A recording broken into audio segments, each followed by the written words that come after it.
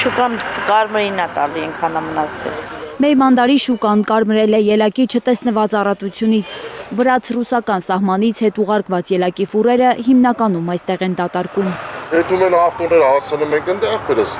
ասում են հետ գնացեք ընկերություն։ Ու ոչ մեկ այդ հարցով չի զբաղվում ախպեր։ Արևահամ հատապտղի այս մեկ ամանը 2500-ից 3000 դրամով են վաճառում։ Կեսգին է, ասում են առևտրականները, բայց ինչ անեն, հո աղբամանը չեն լցնելու։ 4-5 էինք ծախում, արդեն 2.5-ով ենք տալի։ Չանում է կամացից, եթե այսօր չվաճառվավ, չանը։ Արյուն քրտինքով, վարկերով հողմշակած գյուղացիները հիմա ոչ թե եկամուտներն են հաշվում, այլ կորցրած փողերը։ Գյուղացին վառել է,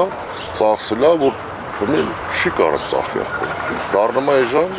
արդեն всё, մինուս է, հետ է։ Տոնը պետք է ծախի, կամ չծախի, պետք է բանկը գավե գալի, ինչ տարբերություն։ Հիմա հետո վա գործ դնելուց քեշով սաղել, վարկով գործ են անում, էլի։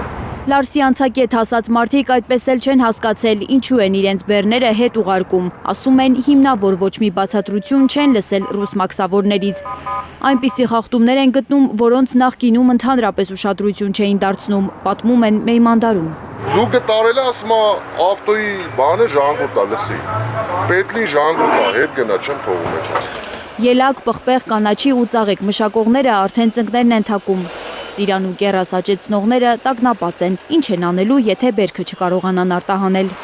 Ամեն ավտոն ախպերս 15 միլիոն փող է բռնում, մի հատ ծիրանը գիլասը, տանես հասցնես ընդ հետ բերես, թե ինչ անես։ Այս տղամարդն էլ վստահ է, հայկական ապրանքների համար Ռուսաստանը բացելու է սահմանը ընտրություններից հետո։ Նիկոլը որընտրվավ լրիվ բացվելու ախպեր, կբացվելի։ Կբացեն էլի, մարդիկ չեն կոտորվի, թեստի, թետսի, պետք է առևտուր բիզնես է, որ մարդիկ ապրեն, թե պետության, թե պետության։ Մեյմանդարում 10 հոգուց 3-ն են այս մարդու պես մտածում, մյուսները գլխներին են տալիս ու սարսափով մտածում, ինչպես են յոլա գնալու։ Աննա Գյուլնազարյան, Հայկ Ավանեսյան, Հենրիկ Համազասպյան, Հարություն Մաթևոսյան, Հայլուր։